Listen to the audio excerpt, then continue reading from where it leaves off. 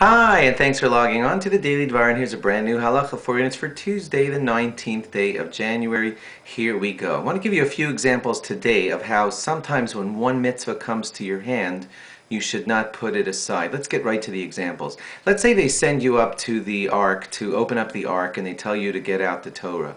And as you start to hand the Torah to the chazan, one of the gabbais comes up to you and says, uh-oh, that's the wrong Torah, you were supposed to get the other one. So your initial instinct would be to put back Torah number 1 and take out Torah number 2. Now that's not supposed to be done, because that would be like setting aside a mitzvah. A Torah is in your hand, and you're doing quite a major disrespect to it by putting it back down and saying, oops, wrong one, let me get the other one. If you did take out the wrong one, the right thing halachically would be to just continue on, give the quote-unquote wrong one over to the chazan, and let's just use that one. Now, if you're wondering, by the way, what could be wrong about a Torah? They're all the same. They all have the exact same words. The only reason we call one the wrong Torah is because, like, sometimes they have Torah number 1 rolled to exactly the right spot where the Torah reading is going to be. Torah number 2 is rolled to a whole nother spot, and it would take like about 5 minutes of the whole congregation waiting till that other Torah is rolled to the right place. That's what we call the wrong Torah. So anyway,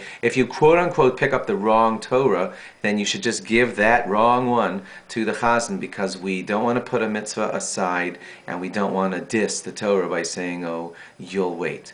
Same kind of thing applies in other areas. Like, for example, if you're supposed to put on your talis first and then your tefillin, if you wear both. If you by mistake took out your tefillin first, then you go right to putting on your tefillin first, and that's because, same way, you don't want to diss, kind of, the tefillin.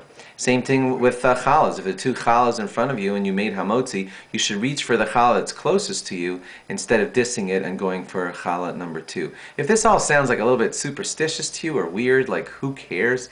The idea mostly is not, it's for yourself, let's put it that way. A Jew should never have the feeling of being able to take a mitzvah and just set it aside and diss the mitzvah. It's bad for a Jew to be that way, and that's why we always have these kinds of mitzvahs that say, if you took out the Torah, use it. If you picked up your tefillin, use them. If you picked up a challah, just use that challah, so that you'll never get used to dissing mitzvahs. That's the main idea.